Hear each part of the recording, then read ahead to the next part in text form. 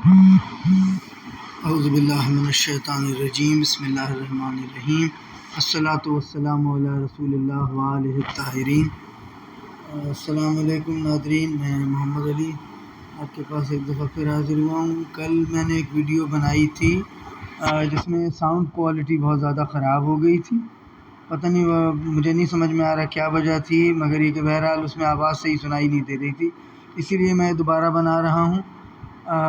یہ ویڈیو میں نے جیسے کہ کل بھی اپنی ویڈیو میں کہا تھا، یہ اہل سنت کا ایک بہت بڑا اعتراض ہے حدیث غدیر کے اوپر۔ وہ کہتے ہیں کہ اس میں جو رسول اللہ نے کہا من کنت مولاہ فعلی مولا، اس کے بعد جو اگلا جملہ کہا اللہم والا من والاہ و عاد من عاداہ، تو یہ جو ہے کیونکہ یہاں پر مراد جو ہے وہ محبت اور دوستی ہے، تو یہ پوری کی پوری جو اس سے پہلے کا جو جملہ ہے کہ یہ اتنا بڑا جو رسول اللہ نے جو مجمع لگایا اور یہاں پر جو اعلان غدیر کیا، وہ سارے کا سارا محبت اور دوستی کے اوپر تھا۔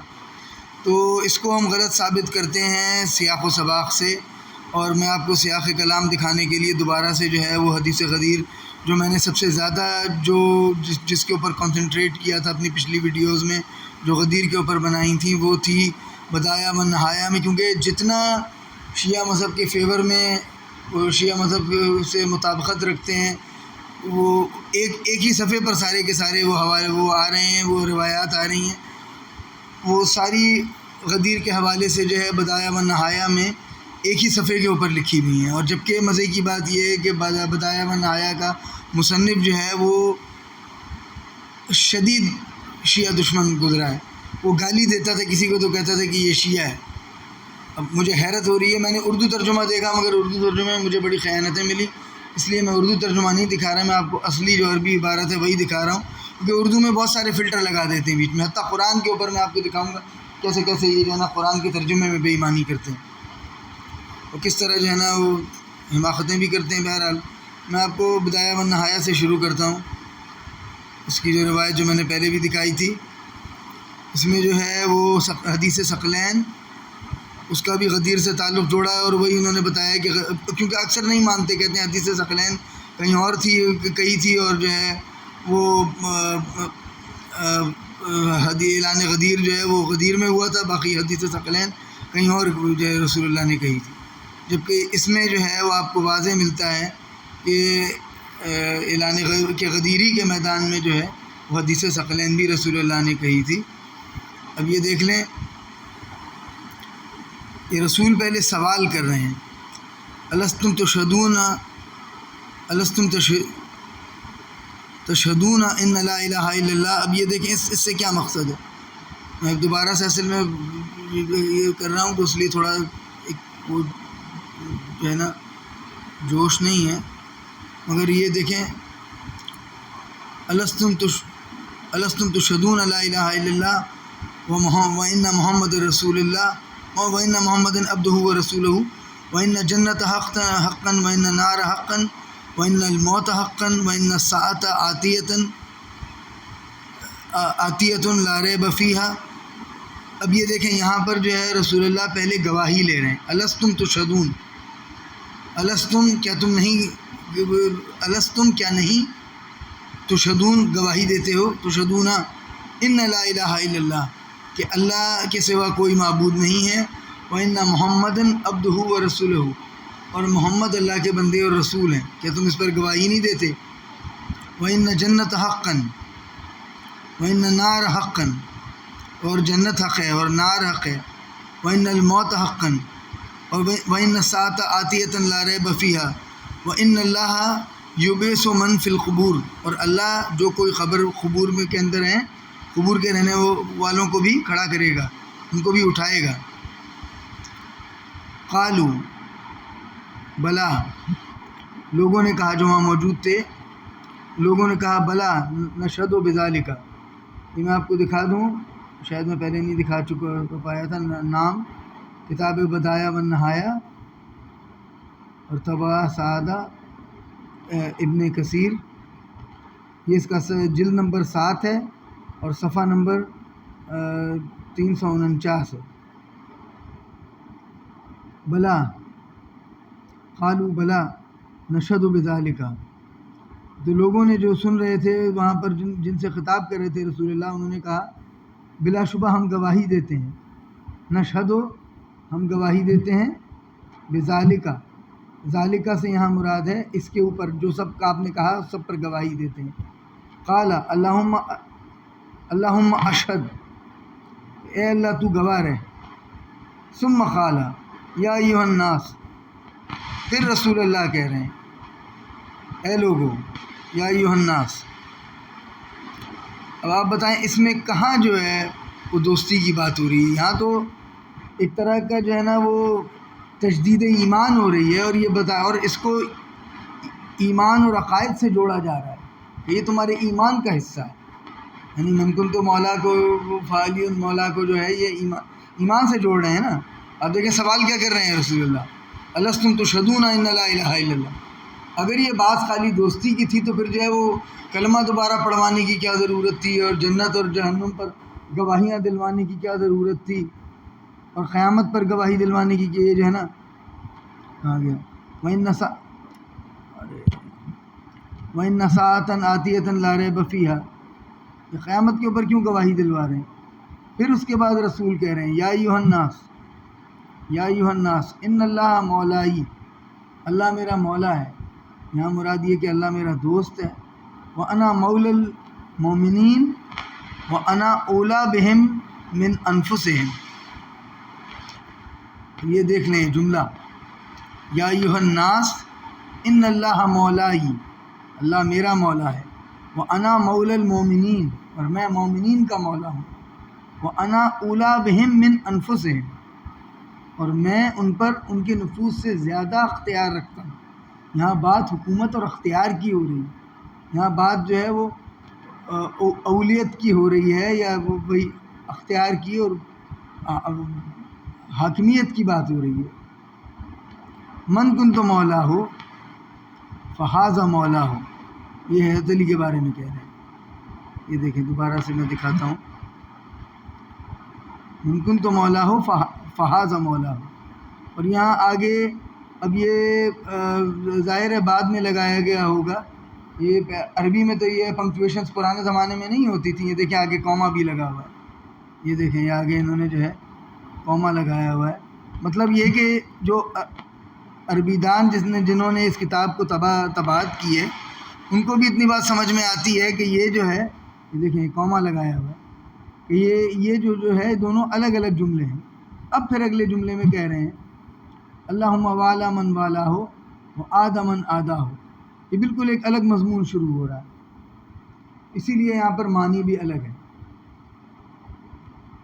تو یہ کوئی ضروری نہیں ہے کہ اگر پچھلے جملے میں یہ کہا گیا ہے، یہ جملہ ایک نہیں ہے، پچھلے جملے میں اگر کہا گیا ہے کہ جو ہے نا ولایت کا مطلب استعمال ہوا ہے حاکمیت یا اولیت کے سینس میں، یا جو ہے وہ اختیار کے معنوں میں، تو یہاں بھی معنی جو ہے وہ اختیار کے ہوں گے، یہاں معنی محبت کے ہیں کہ اللہم والا من والا ہو و آد من آدھا ہو، کہ جو کوئی اس سے محبت کرے تو اس سے محبت کر، جو اس سے دشمنی کرے تو اس سے دشمنی کر۔ اور یہ کہتے ہیں کہ جس سے مراد محبت تھی، اگر محبت تھی تو امت نے رسول کے بعد حضرت علی سے محبت کا کیا حق ادا کیا؟ دیکھ لیں آپ تاریخ اٹھا کر دیکھ لیں، پتہ چل جائے گا۔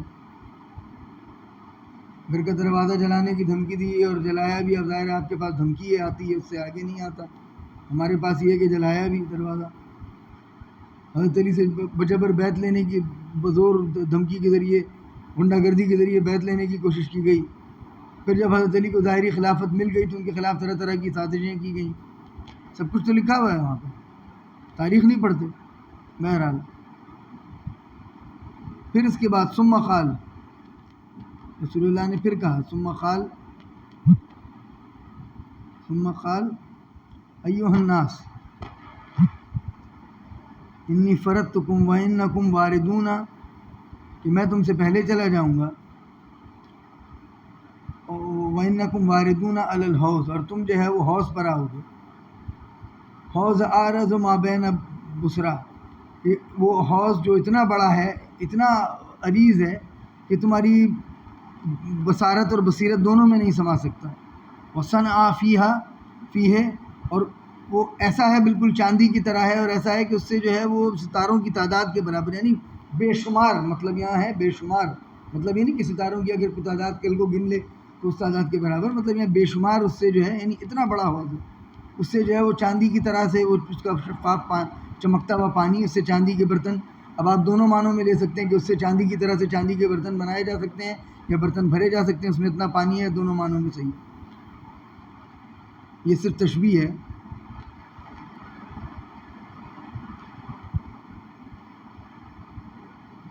اچھا، پھر اس کے بعد وَإِنِّي، یہ اگلا جملہ ہے، وَإِنِّي سَائِلُكُمْ حِينَ تُرَدُّونَ إِلَيَّ،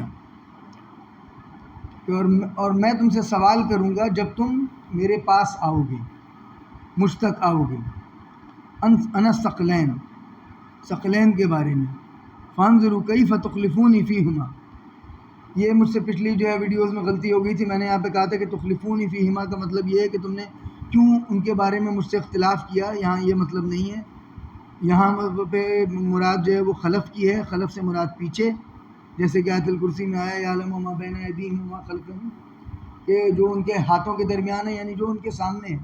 عربی میں اکثر جو ہے وہ الفاظ کی جگہ استعارے استعمال ہوتے ہیں، اب یہ ہاتھوں کے درمیان جو ہے یہ استعارہ ہے، جو ایک یعنی ہاتھوں کے درمیان سے مراد یہ نہیں کہ جو چیز ہاتھوں کے درمیان ہے خالی وہی آپ کے سامنے، ہاتھوں سے آگے بھی کوئی چیز ہو سکتی ہے جو آپ کے سامنے ہو۔ یعلم ما بین ایدیہم، جو ان کے سامنے ہے، وما خلفہم، اور جو ان کے پیچھے ہے، کہ اللہ جو ہے وہ جانتا ہے جو آگے ہے، جو ان کے آگے ہے اس کو بھی جانتا ہے، جو ان کے پیچھے ہے اس کو بھی جانتا ہے۔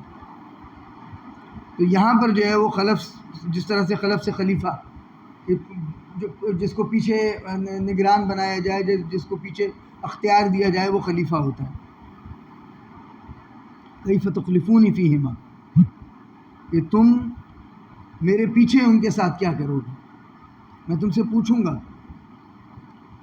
وَإِنِّي سَائِلُكُمْ، میں تم سے پوچھوں گا، حِينَ تُرَدُّونَ إِلَيَّ، جب تم میرے پاس آؤ گے، أَنَا الثَّقَلَيْنِ، ثقلین کے بارے میں، فانظروا، کہ دیکھو، کیفا، تم نے تخلفونی، کہ تم نے ان کے ساتھ کیا سلوک کیا، میرے باپ، کیف تخلفونی فیہما، تم نے ان کے بارے میں میرے بعد تم نے ان کے بارے میں کیا عمل کیا، فیہما سے مراد ان کے بارے میں۔ اب پھر یہ ثقلین کے بارے میں آگے وضاحت ہے کہ ثقلین کیا چیز ہے۔ الثقل الاکبر، جو ثقل الاکبر ہے کتاب اللہ، ثقل الاکبر جو ہے وہ کتاب اللہ ہے۔ سبب ترفع بید اللہ، کہ اس کا ایک سرا جو ہے وہ اللہ کے ہاتھ میں ہے، وطرفن بایدیکم، اور دوسرا سرا تمہارے ہاتھ میں ہے، فاستمسکوا بہ، اور تم اگر اس سے تمسک کرو گے، اس سے تم رابطہ رکھو گے، لا تضلوا ولا تبدلوا، تو نہ تم جو ہے گمراہ ہوگے، نہ جو ہے وہ بدلو گے، یا اپنے جو ہے نا راستے سے ہٹو گے۔ وہ عطرتی اہل بیتی، دیکھیں ثقل الاکبر آ گیا، اور دوسری جو ثقل ہے، اب یہ ہمیشہ سے ہم نے بچپن میں سنا تھا، یہ کہا جاتا تھا کتاب اللہ و سنت، ثقلین کیا ہیں، کتاب اللہ و سنت۔ آج جو ہے وہ دیکھیں ان کی تمام جو مستند روایات ہیں، سب میں جو صحیح حدیث ہیں طریق سے آئی ہیں، ان سب میں کتاب اللہ و عطرتی ہے، اور کتاب اللہ و سنتی جو ہے وہ ضعیف روایت ہیں۔ ابھی یہاں فی الحال میں کیونکہ اس پر یہ میرا موضوع نہیں ہے، تو میں یہ دکھا نہیں رہا، حدیث ثقلین کے اوپر بات نہیں کر رہے ہیں، ورنہ پھر کبھی شاید انشاءاللہ وہ بھی دکھا دیں۔ وَعِطْرَتِي وَأَهْلِ بَيْتِهِ، وَعِطْرَتِي وَأَهْلِ بَيْتِهِ، یہاں عطرت اور اہل بیت ہے، عطرت سے مراد اولاد ہوتی ہے،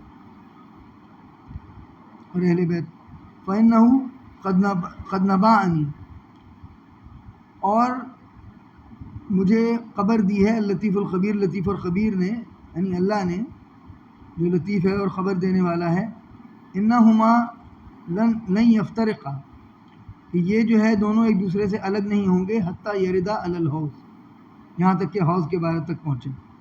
رواہ ابن عساکر، ابن عساکر جو ہے جس نے تاریخ دمشق کتاب لکھی ہے، یہ اس کی روایت ہے۔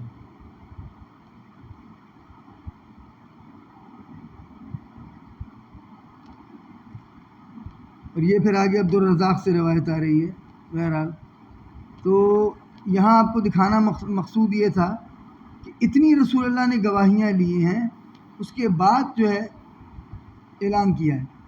تو یہ اعلان صرف محبت کا نہیں ہو سکتا. تو یہ جو دلیل دیتے ہیں کہ جی یہ والا من والا ہو آدھا من آدھا ہو، اس لیے کہا کہ حضرت علی نے نعوذ باللہ وہ یمن جب گئے تھے تو وہاں انہوں نے غلام لڑکی لے لی تھی بیت المال سے، اس کے اوپر جو ہے نا اختلاف تھا ان کا. تو وہ اختلاف تو جو ہے وہ کم از کم 1 سال یا کئی سال پہلے کی بات ہے. تو اس کا ذکر جو ہے حجت الوداع میں، حجت الوداع کے بعد غدیر کے مقام پر لاکھ سے زیادہ لوگوں کو روک کر رسول اللہ کیوں کر رہے ہیں؟ وہ تو پرانا معاملہ تھا، انہی سے کر دیتے جن کو اعتراض تھا. وہ بریدہ اور خالد جو تھے انہی سے کر دیتے یہ بات. پوری قوم سے یہ بات کرنے کی کیا ضرورت تھی؟ اور پھر اس کے بعد جو ہے اب یہ دیکھیں، میں دوسری روایت نہیں پڑھ رہا تھا کہ ویڈیو تھوڑا چھوٹی رہے، پہلے بہت لمبی ویڈیو بن گئی تھی. اب یہ دیکھیں پھر یہ اگلا جو ہے اس میں کیا رسول اللہ سوال کیا کر رہے ہیں؟ الستو اولا بکم من امہاتکم، بلکہ اس سے پہلے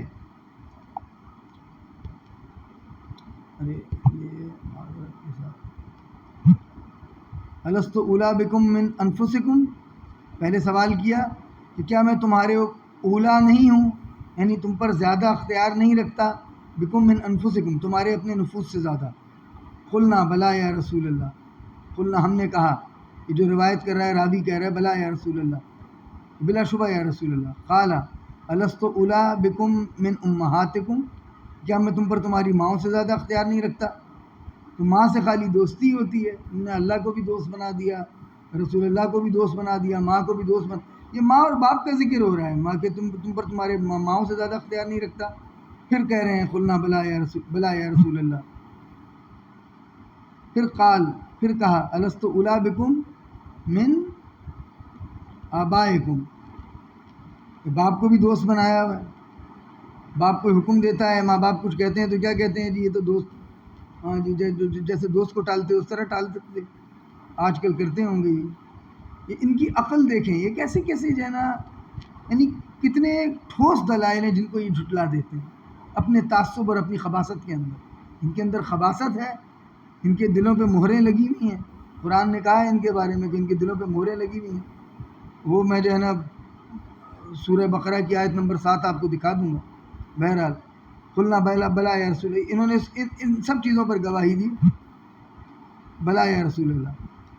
پھر رسول اللہ نے کہا قال الستو، کیا ایسا نہیں ہے، کیا ایسا نہیں ہے، کیا ایسا، الستو کا مطلب کیا ایسا نہیں ہے. الستو اولا بکم، کیا ایسا نہیں ہے کہ میں تم پر تمہارے نفوس سے زیادہ اختیار رکھتا ہوں. الستو کا مطلب کیا ایسا نہیں، لست کا مطلب نہیں، الست کا مطلب کیا ایسا نہیں. اچھا پھر آگے، پھر اس کے بعد الستو 3 دفعہ کہا. پھر رسول اللہ نے انہوں نے پھر کہا مجمع نے قلنا بلا یا رسول اللہ. پھر کہا من کنت مولا ہو فعلی مولا، وہاں پر تھا من کنت مولا ہو فہذا مولا ہو، یہاں فعلی مولا ہو. اللہم والا من والا ہو و آدھا من آدھا ہو. اب اس کے بعد جو مجھے جس کے لیے میں نے دوبارہ دوسرا یہ جو ہے نا پڑھا، دوسری روایت بھی پڑھی، یہ ایک ہی صفحے پر سب لکھا ہوا ہے. یہ فقال عمر، اس وقت یا اس کے بعد کہا، پھر کہا، پھر عمر بن خطاب نے کیا کہا؟ ہنیئا لکا یا ابن ابی طالب اصبحت اليوم ولی کل مومن. اب یہاں ولی سے کیا مراد ہے؟ یہاں ولی سے مراد دوست ہے، یہاں ولی سے مراد دوست ہے. وقضا رواہ ابن ماجہ، یہ ابن ماجہ کی روایت ہے. تو مبارکباد دینے کی کیا ضرورت ہے؟ بھائی دو لوگوں میں جھگڑا ہے، کسی نے بیچ میں جو ہے اگر رسول اللہ نے جھگڑا وہ سلجھا دیا، رفع دفع کر دیا، تو اور یہاں تو کہہ رہے ہیں کہ کل مومن. وہاں کہہ رہے ہو کہ جی وہ بریدہ اور خالد کے ساتھ اختلاف تھا، یا 3-4 لوگ تھے، یا 2 تھے یا 4 تھے. یہاں تو تمام کی بات ہو رہی ہے. خود عمر کہہ رہا ہے کہ جو ہے نا ولی کل مومن. یہ اس طرح سے خالی باتیں بناتے ہیں. اب میں آپ کو دکھاتا ہوں کہ کیا ایسا ممکن ہے کہ ایک جملے میں یا 2 متصل جملوں میں ایک ہی لفظ کے 2 مختلف معنی ہوں. یہ آپ کو قرآن سے دکھاتے ہیں. واپس اسی ڈاکیومنٹ میں جہاں میں نے سارے حوالے جمع کیے ہیں، یہاں دیکھیں قرآن کی آیت ہے. سب سے پہلے یہ سورہ روم کی آیت نمبر 55. یہ دیکھیں، یہ ہے وَيَوْمَ تَقُومُ السَّاعَةُ يُقْسِمُ الْمُجْرِمُونَ، کہ جب ساعت قائم ہوگی، جب قیامت قائم ہوگی تو مجرموں میں مجرم گروہ بٹ جائیں گے، مختلف قسموں میں بٹ جائیں گے. نہیں سوری، مجرم قسم کھائیں گے. وَيَقُومُ السَّاعَةُ، جب وہ وقت آئے گا، جب قیامت آئے گی. اب یہاں پر ساعہ کا لفظ استعمال ہوا ہے الساعہ، جب وہ خاص مخصوص وقت آئے گا. یقسم المجرمون ما لبثوا غیر ساعۃ. اب یہ دیکھیں، ساعہ یہاں بھی آ رہا ہے لفظ ساعہ، الساعہ، اور یہاں بھی آ رہا ہے ساعہ. دونوں میں کیا فرق ہے؟ یہاں مراد یہ ہے جب قیامت قائم ہوگی، یہ جب وہ وقت قائم ہوگا، وہ وقت سے مراد یہاں قیامت ہے. اب یہ دیکھیں، جس دن قیامت قائم ہوگی گناہ گار قسمیں کھائیں گے. یقسمون المجرمون ما لبثوا غیر ساعۃ، کہ ہم تو ایک گھڑی سے، ہم تو ایک لمحے سے. یہاں پہ گھڑی سے مراد، گھڑی کے لفظ کے بجائے لمحہ استعمال کرنا چاہیے تھا. آج کل کی عربی میں جو ماڈرن عربی ہے اس میں ساعہ کہتے ہیں گھنٹے کو، جبکہ اصل جو قرآن کی عربی ہے اس میں ساعہ سے مراد ہمیشہ لمحہ ہے. لمحہ وقت کا چھوٹا ترین جو ہے نا، یعنی چھوٹے سے چھوٹا جو وقت کا جو یونٹ ہے اس کو ساعہ کہا گیا قرآن کے اندر. تو اب دیکھیں، ایک ہی جملہ ہے، ساعہ ایک جگہ پر قیامت ہے اور ایک جگہ پر کیا ہے؟ لمحہ. ایک ہی جملے کے اندر دو مختلف معنی آ گئے، تو دو جملوں میں دو مختلف معنی کیوں نہیں ہو سکتے؟ ایک بات وہیں پہ مکمل ہو گئی، ممکن تو مولا فعلی ان مولا تک یہ مکمل ہو گئی بات. اس کے بعد اگلی بات کر رہے ہیں کہ بھائی جو ہے، جو اس سے محبت کرے یا اللہ تو اس سے محبت کر، جو اس سے نفرت رکھے تو کرے تو اس سے نفرت کر. یہ کون سی ایسی مشکل بات ہے جو سمجھ میں نہ آئے؟ جو عقل کے اندھے ہیں انہیں کو سمجھ میں نہیں آئے. تو یہ ہو گئی سورہ روم کی. آئیے آپ کو پہلی آیت دکھا دے، پہلی جگہ دکھا دی قرآن میں. اس کے بعد سورہ رحمان. سورہ رحمان میں دیکھیں آیت نمبر 7، وَالسَّمَاءِ رَفَعَهَا وَوَضَعَ الْمِيزَانَ، اور آسمان کو اسی نے، آسمان کو بنایا. اس کو کہا جائے تو زیادہ بہتر ہوگا یہ، کیونکہ یہاں لفظ رفعہا تو یہ اس کا ترجمہ کر رہے ہیں آسمان کو اس نے بلند اٹھایا. آسمان کو اس نے اٹھایا. وَوَضَعَ الْمِيزَانَ، اور اب یہ وضع کا یہاں سے مراد ہے قائم کرنا، میزان سے مراد ہے توازن. یہ کہہ رہے ہیں ترازو قائم کیا. آسمان میں کوئی ترازو لٹکا ہوا ہے. یہ ان کا ترجمہ دیکھیں، یہ اتنا زیادہ تحت اللفظ ترجمہ کرتے ہیں کہ یہ اکثر ان کا ترجمہ بامحاورہ، کیونکہ یہ بامحاورہ ترجمہ نہیں. کائنات میں ترازو کیسے؟ اب یہاں پر جو ہے نا، سما سے مراد آسمان، جو ہمیں آسمان نظر آتا ہے ایٹماسفیئر خالی یہی نہیں جس میں بادل ہوتے ہیں. یہاں جہاں تک مجھے سمجھ میں آتا ہے سما سے مراد پوری کائنات ہے. رفعہا، اس کائنات کو رزق کے اندر اللہ نے اس میں ایک توازن بنایا. یعنی رفعہا سے مراد جو ہے یہاں پر یہ اٹھانا، فزیکلی اٹھانے سے زیادہ اس کائنات کو جو ہے، جو یعنی اب یہاں بلند کرنے سے مراد جو ہے، اب میرے پاس اور کوئی اس وقت جو ہے وہ مثال نہیں آ رہی، مگر یہاں پر برا یہ نہیں کہ بتا آسمان کو کوئی جو ہے نا وہ جیک لگا کے اٹھایا ہوا ہے. یعنی آسمان، میں جہاں تک اس سے سمجھتا ہوں مراد لیتا ہوں یہی ہے کہ بنایا. بہرحال ہم جو اس وقت جو مطلب لے ہوئے، ہمیں جو جس لفظ پر توجہ زیادہ دینے کی ضرورت، وہ میزان. یہاں میزان سے مراد جو ہے وہ توازن، کہ اللہ نے کائنات میں توازن قائم کیا، کائنات کو بنایا اور اس کے اندر ایک توازن قائم کیا. توازن کیا ہے؟ کہ ایک سیارہ دوسرے سیارے سے نہیں ٹکراتا، تمام سیارے گھوم رہے ہیں. ہر چیز کائنات میں حرکت میں ہے، کوئی کسی کے گرد گھوم رہا ہے، کوئی سیارے ستاروں کے گرد گھوم رہے ہیں. چاند جو ہے وہ سیاروں کے گرد گھوم رہے ہیں. جیسے زمین کا چاند ہے وہ زمین کے گرد گھوم رہا ہے، زمین خود سورج کے گرد گھوم رہی ہے. نہ زمین سے چاند ٹکراتا ہے، نہ زمین سورج سے ٹکراتی ہے. نہ جو زمین کا چاند ہے وہ مریخ سے ٹکراتا ہے. مریخ ایک طرف ہے، ایک طرف زہرہ ہے جو وینس جسے کہتے ہیں، نہ اس سے ٹکراتا ہے چاند. یہ جو ہے نا مراد ہے توازن سے. اب اس سے اگلی آیت دیکھیں، اللہ تطغوا فی المیزان،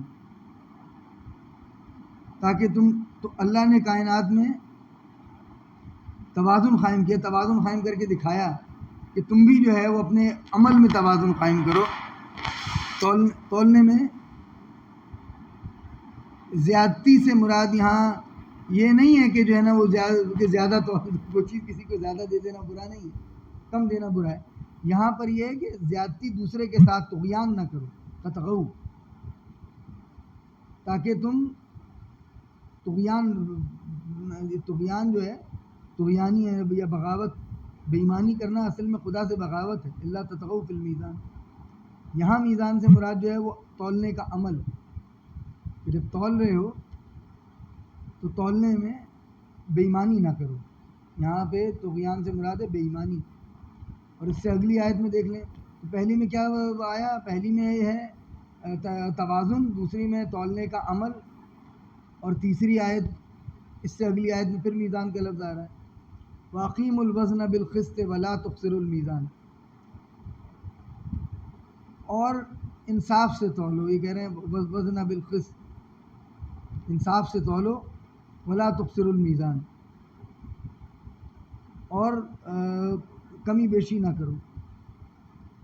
یہاں میزان سے مراد ہے وہ جو چیز تول رہے ہو، جیسے آٹا، دال، چاول، جو بھی تول رہے ہو اس میں بے ایمانی نہ کرو. اب آپ کو جو ہے وہ ایک تفسیر میں بھی دکھاتے ہیں کہ یہ خالی یہ میں نے مطالب لیے ہیں یا کوئی اور بھی جو ہے نا اس کے 3 مختلف مطالب لیتا ہے. یہ ہے جناب تفسیر الرازی، میں آپ کو دکھا دوں. مکتبہ شاملہ جو ہے، یہ مکتبہ شاملہ ہے، یہ مکتبہ شاملہ کی ویب سائٹ نظر آ رہی ہے آپ کو، مکتبہ شاملہ لکھا ہوا سب سے اوپر. اور یہ کتاب تفسیر الرازی، اور اس کا ایک اور بھی نام ہے مفاتیح الغیب او تفسیر الکبیر. یہ 2 اس کے الگ الگ نام اور بھی ہیں. اور یہ فخر رازی جو ہے اس کے مصنف ہیں. اور یہ کیا کہتے ہیں ان 3 آیات کے بارے میں؟ اچھا، والمیزان، یہ لفظ میزان کے بارے میں ذکر ہو اللہ تعالی، اللہ نے اس کا ذکر کیا ہے 3 مرات، 3 دفعہ. کل مرۃ بمعنی آخر، کہ ہر دفعہ ایک الگ معنی کے ساتھ، الگ معنی. آخر سے یہاں مراد وہ اردو والا آخر نہیں ہے، عربی میں آخر کہتے ہیں الگ، ادر، یعنی الگ کو جو ہے یا دوسرے کو عربی میں آخر کہا جاتا ہے. یہ 3 دفعہ ذکر ہوا ہے لفظ میزان کا، اور تینوں دفعہ جو ہے وہ بمعنی آخر، یہ جو ہے تینوں دفعہ جو ہے وہ الگ معنی کے ساتھ ذکر ہوا ہے. فالاول ہوا الاعلیٰ، کہ یہاں پر جو مراد ہے وہی وہ جیسے ترازو لکھا ہوا تھا، یہ بھی ترازو مراد لے رہا ہے اعلیٰ، مگر یہ بھی کہہ رہا ہے ووضع المیزان، اور ترازو کو اور توازن کو قائم کرنا. وضع المیزان جو ہے، وضع المیزان سے مراد جو ہے وہ توازن قائم کرنا. وضع المیزان، توازن قائم کرنا. سورہ رحمان آیت نمبر 7 یہ لکھا بھی، اس نے حوالہ بھی دیا. والثانی بمعنی المصدر، مصدر کہتے ہیں کسی کام کو کرنے کا جو یعنی کام کرنے، کوئی بھی کام کرنے کا جو عمل ہوتا ہے، کھانا، پینا، سونا، اٹھنا، بیٹھنا، یہ سارے کیا ہیں؟ مصادر ہیں اردو میں. تو اسی طرح سے تولنا جو ہے وہ بمعنی المصدر، لا تطغوا فی المیزان، یہ تم جو ہے وہ میزان میں طغیانی نہ کرو، میزان میں زیادتی نہ کرو، یعنی جس کو تول کے دے رہے ہو اس کے ساتھ زیادتی نہ کرو. ای الوزن، جسے وزن کر رہے ہو، یہ کہہ رہا ہے ای سے مراد جو، جس چیز کو.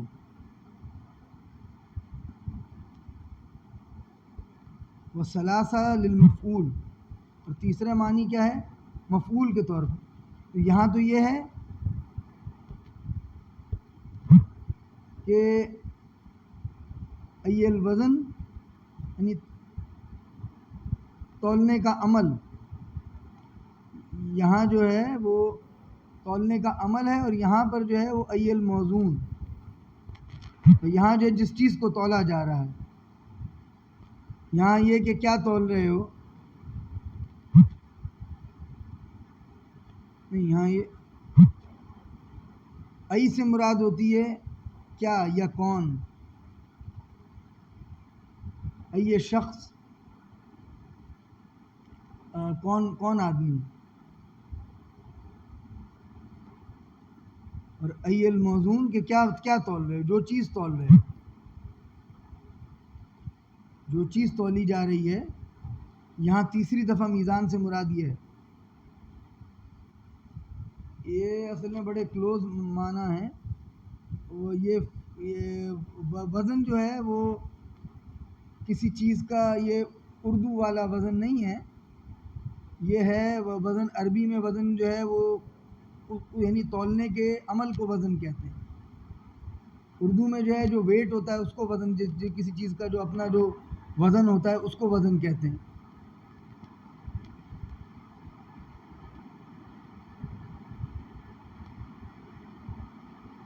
یہ ہے نا کہ انصاف سے تولو، تو یہ تولنے کا جو فعل ہے،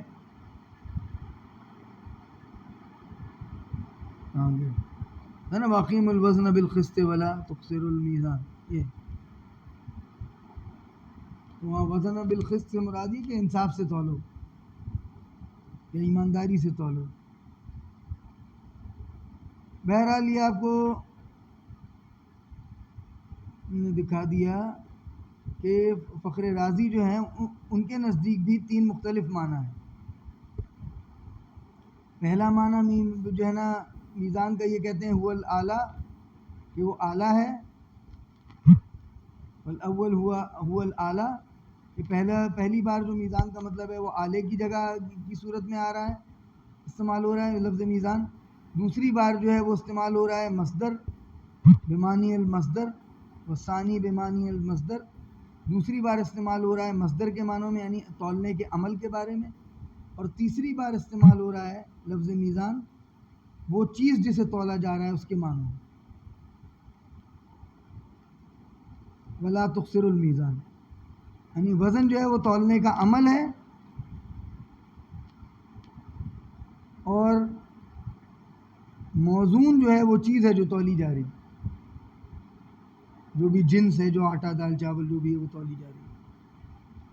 تو یہ 3 مختلف معنی جو ہیں وہ 3 متصل آیات ہیں، 7ویں، 8ویں اور 9ویں آیت۔ 8ویں آیت کا ذکر ہے، ہاں، 7ویں آیت ہے سورہ رحمان، سورہ رحمان 8ویں آیت، اور 9ویں آیت بھی آپ کو دکھا چکے ہیں۔ اب ہم واپس اس ڈاکیومنٹ کی طرف جا رہے ہیں، یہ دیکھیں 7ویں، 8ویں اور 9ویں۔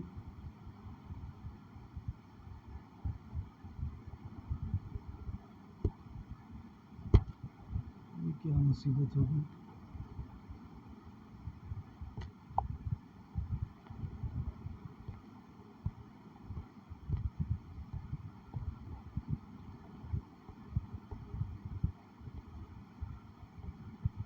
یہ 3 آیات ہم نے آپ کو دکھائیں، جہاں یہ دو جگہ ہم نے دکھایا کہ ایک جملے کے اندر بھی اور متصل جملات کے اندر بھی ایک ہی لفظ جو ہے مختلف معنی میں استعمال ہوا ہے۔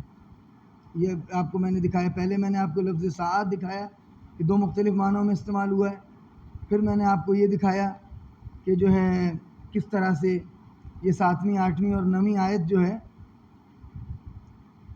اس کے اندر جو ہے وہ لفظ میزان، سورہ رحمان کی جو 7ویں، 8ویں اور 9ویں آیات ہیں ان میں کس طرح سے لفظ میزان کا 3 مختلف معنوں میں استعمال ہوا۔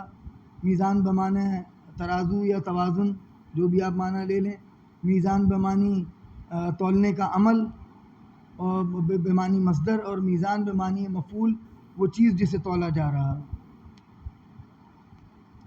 اب اس کے اور میں نے آپ کو تفسیر میں بھی دکھا دیا کہ فخر رازی کی تفسیر میں بھی یہی وہ اسی طرح سے اس کو لیتے ہیں 3 مختلف معنی۔ اب جو ہے وہ ایک اور وہ ہے آیت ہے جس میں ایک ہی لفظ دو مختلف معنی میں استعمال ہوا ہے. یہ میں آپ کو انگریزی معنی دکھا دیتا ہوں اس کا، بلکہ پہلے اردو معنی بھی دکھا دیں جو لوگ انگریزی نہیں سمجھتے. اب یہ دیکھیں، یہ 44ویں آیت ہے. اس سے پچھلی آیت پہ جائیں. یہ آیت کافی لمبی ہے. اس میں آخری صرف جو ہے نا ثنا برق ہی یذہب بالابصار، کہ جب بادل جو چمکتا ہے، جب بجلی چمکتی ہے، ثنا برق ہی، جب بجلی چمکتی ہے، یذہب بالابصار، تو ان کی بینائی چلی جاتی ہے. اب یہ کہہ رہے ہیں کہ جی بجلی کی چمک آنکھوں کو لے جاتی ہے. یہاں پہ یہ ترجمہ کیا ہے. یہ ہائی لائٹ ہوتا ہے کہ نہیں؟ ہائی لائٹ، ہاں. آنکھوں کو لے جاتی ہے. آنکھوں کو نہیں لے جاتی، بینائی کو لے جاتی ہے. اس نے یہ جو مترجم ہے اس کے جو ہے وہ اردو بہت خراب ہے، یا تو اس بیچارے کو اردو نہیں آتی، یا یہ بہت زیادہ جو ہے وہ لفظ بلفظ کرنا چاہ رہا ہے تو اس وجہ سے غلطی کر رہا ہے. اور اگلی آیت میں کیا کہہ رہی ہے؟ وہاں پر ابصار سے مراد کیا تھی؟ بینائی. اور یہاں کیا مراد ہے؟ یقلب اللہ لیل والنہار، کہ اللہ جو ہے وہ دن اور رات کو بدلتا ہے. ان فی ذالک لعبرۃ لأولی الابصار، کہ اللہ جو دن اور رات کو بدلتا ہے، اس کے اندر عبرت ہے اولی الابصار کے لیے. جو ہے نا یہ کہہ رہا ہے کہ آنکھوں والوں کے لیے عبرت ہے، جبکہ یہاں پر ابصار سے مراد جو ہے وہ آنکھیں نہیں بلکہ بصیرت ہے، عقل، جو عقل رکھتے ہیں ان کے لیے عبرت ہے. اب یہ کیونکہ اردو میں اس نے ادھر بھی آنکھیں ادھر بھی آنکھیں، یہ غلط ترجمہ کیا. اب انگریزی آپ کو ترجمہ دکھائیں تو اس نے جو ہے وہ الگ الگ ترجمہ کیا ہے. وہ ایک کو ترجمہ کیا ہے سائٹ، دوسرے کا ترجمہ کیا ان سائٹ. یہ بینائی کو کیا کہیں گے؟ سائٹ. یہ دیکھیں، یہ کہہ رہے the flash of lightning takes away eyesight. ٹھیک ہے، the flash of lightning, flash of, یہ کلاؤڈ جس نے اپنی طرف سے ڈالا ہے. Nearly takes away. اب یہ نیئرلی لکھنے کی ضرورت نہیں تھی. ہاں وہ نیئرلی اس لیے لکھا گیا عارضی طور پر ہوتی ہے. Takes away eyesight. ٹھیک ہے. اور اب اگلی آیت دیکھیں.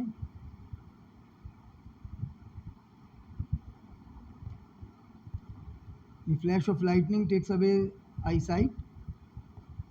سائٹ بھی کافی، بہرحال ٹیکس اوے آئی سائٹ. اور یہاں کیا کہہ رہا ہے؟ Surely in this is a lesson for people of in sight. تو آئی سائٹ بینائی ہے، ان سائٹ جو ہے وہ بینائی نہیں ہے. ان سائٹ کا مطلب ہوتا ہے عقل، سوچنے کی صلاحیت، سمجھنے کی صلاحیت. تو عبرت اسی کو، سبق اسی کو ملتا ہے. عبرت سے یہاں اس نے جو ہے ترجمہ کیا ہے لیسن.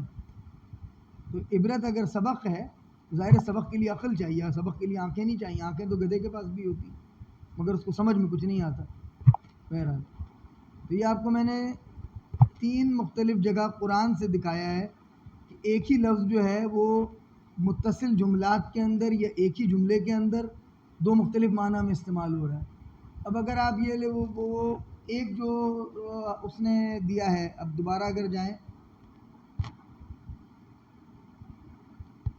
دوبارہ اگر ہم جائیں اسی کی طرف، اعلان غدیر کی طرف، تو یہاں میں نے آپ کو 2 طریق سے دکھایا تھا. ایک طریق سے جو آ رہی ہے روایت، اس میں جو ہے وہ 2 الگ الگ جملے ہیں. یہاں یہ ہو گیا نا، من کن تو مولا ہو. یہاں دیکھیں، ہاں، من کن تو مولا ہو فہذا مولا ہو، جس کا میں مولا ہوں اس کا یہ مولا ہے.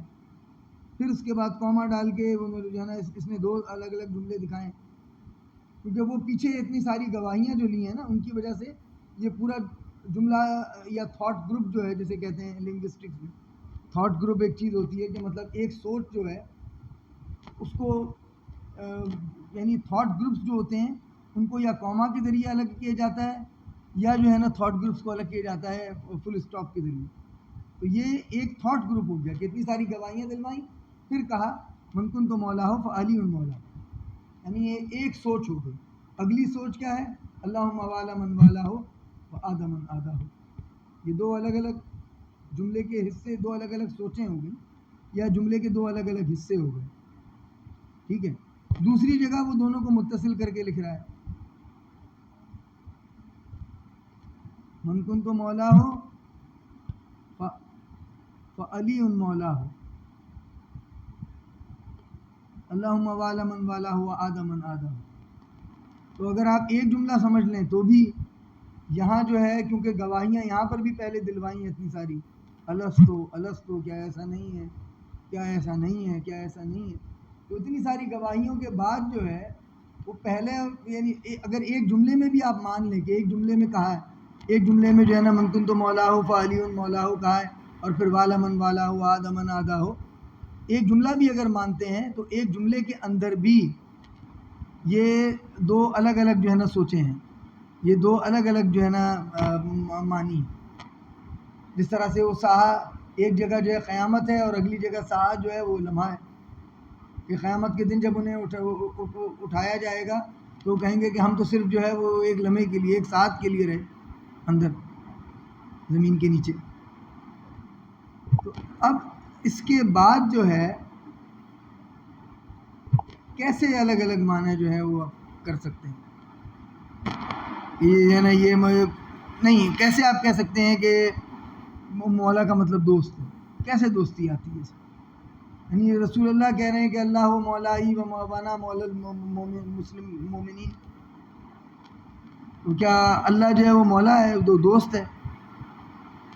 یہ عجیب و غریب بات کر رہے ہیں کہ الست اولا بکم من انفسہم من انفسکم، الست اولا بکم من امہاتکم و الست اولا بکم من آبائکم. تو یہ کیا باپ اور ماں دوست ہوتے ہیں؟ یہ عجیب بھونڈی بات ہے. اب ایسے لوگوں کے لیے یہی کہا جا سکتا ہے کہ جو ہے نا ختم اللہ علی قلوبہم وسمعہم. یہ بھی دکھا دیتے ہیں آپ کو کہ اللہ نے کیا کہا ہے ایسوں کے لیے.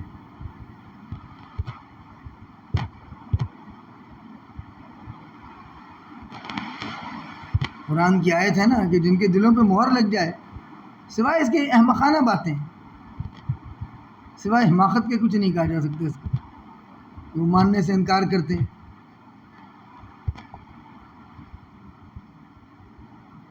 یہ ہے نا ختم اللہ علی قلوبہم وسمعہم وعلی ابصارہم غشاوۃ، کہ ان کی آنکھوں کے اوپر پردہ پڑ گیا ہے، کہ ان کے دلوں پہ مہر لگ گئی ہے، اور دلوں اور کانوں پر مہر لگ چکی ہے.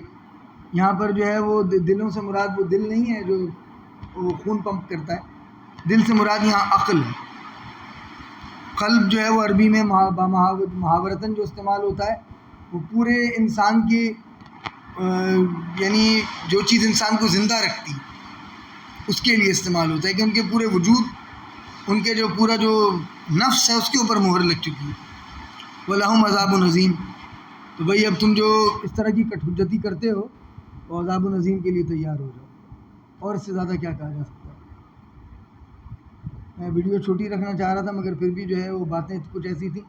اچھا، پھر میں یہ بتایا، ایک بات ہے، وہ کہتے ہیں کہ جی رسول نے لفظ خلیفہ کیوں نہیں استعمال کر دیا، ڈائریکٹ خلیفہ کا لفظ ہی استعمال کر دیتے. اگلی انشاءاللہ میں ایک ویڈیو بناؤں گا جس میں لفظ خلیفہ بھی دکھا دوں گا. آپ ہی کی کتابوں سے جو ہے نا لفظ خلیفہ دکھاؤں گا، اہل سنت کی کتابوں سے. اب اگر خلیفہ کا کیا مطلب ہوتا ہے؟ پیچھے رہ جانے والا. یہ کہتے ہیں کہ اب جس طرح سے کہتے ہیں نا کہ جی مولا کا مطلب دوست، خلیفہ کا مطلب کیا ہو گیا؟ جو پیچھے رہ گیا. رسول چلے گئے دنیا سے، حضرت علی پیچھے رہ گئے. کہتے اس سے مراد حاکم تھوڑی. اور اگر حاکم کا لفظ استعمال کر دیتے، کہتے حاکم کا مطلب حکم دینے والا، حاکم کا مطلب فیصلہ کرنے والا.